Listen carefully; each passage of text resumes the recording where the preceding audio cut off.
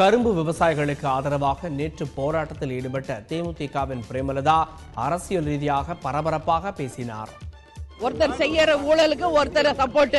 இன்னைக்கு வெளிக்கு தான் ரெண்டு பேரும் சட்டை போட்டுக்குவாங்க. உள்ளுக்குள்ள பாத்தீங்கன்னா எல்லாமே உடன்பாடு தான். எதுல? லஞ்சத்திலையும் ஊழல்லையும். அப்படி இருக்கிறப்ப உண்மையான மக்கள் பிரச்சனையை எப்படி எதிர்த்து இன்னைக்கு எதிர்கட்சியாக இருக்கிற திமுக வெளியே வரும்?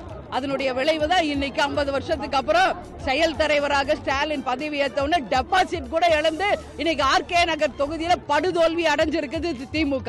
எப்பயுமே ஒரு வார்த்தை நம்ம சொன்னா அந்த வார்த்தை திருப்பி அவங்களுக்குவே போகுமா? மக்கள் நல கூட்டணி நாங்க இணைஞ்ச போது ஒரு தோல்வியை கண்டோம் இல்லைன்னு சொல்ல, அதை பெருசா ஏளனம் பண்ணி பேசினாரு அன்னைக்கு ஸ்டாலின். டெபாசிட் கூட வாங்கல. இன்னைக்கு என்ன ஆச்சு?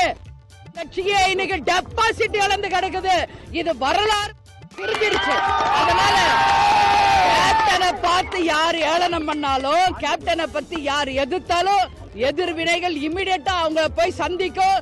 அது ஜெயலலிதா இருந்தாலும் சரி, ஸ்டாலினா இருந்தாலும் சரி, யாராக இருந்தாலும் அந்த விளைவுகளை சந்திச்சாக வேண்டும். போராட்டத்துக்கு எல்லாம் வேற குரூப் இருக்காங்கன்னு சொல்றாரு. போராட்டத்தை இழிவுபடுத்துறாரா இல்ல போராட்டம் தெரியாதா அவருக்கு? அதை மீடியா ஆகிய நீங்க தான் அது சொல்லணும். ஏன்னா தூக்கி பிடிக்கிறது யாரு? மீடியா தான். மக்கள் யாரும் வரல. இல்ல நான் சொல்றேன், இப்பதான் மைக்ல பேசினேன்ல, ரூம்ல உட்காந்து ட்விட்டர்ல அரசியல் பண்ண முடியாதுன்னு சொன்னேன்ல. மைக்க நீட்டி கொள்கை என்ன உடனே தலை சுத்துதுங்கிறாருல. தலை சுத்துறவரால் எப்படி ஆட்சி பண்ண முடியும்? இதுதான் மக்கள் கேள்வி, ஏன் கேள்வி இல்ல. இன்னைக்கு தமிழ்நாடு முழுக்க நாங்க போயிட்டு இருக்கோம். சரிங்களா? சொல்லுங்க. வேற ஒருத்தவங்க இருக்கிறாங்கன்றாரு. அப்படின்னா உங்களுடைய போராட்டத்தை இழிவுபடுத்துறாரு. அவருக்கு போராட்டம் தெரியாதா? அதுதான் அது ரஜினி கிட்ட தான் நீங்க போய் கேட்கணும். எதுக்காக அப்படி சொன்னாருன்றதை நீங்க ரஜினிகாந்த் கிட்ட போய் கேளுங்க.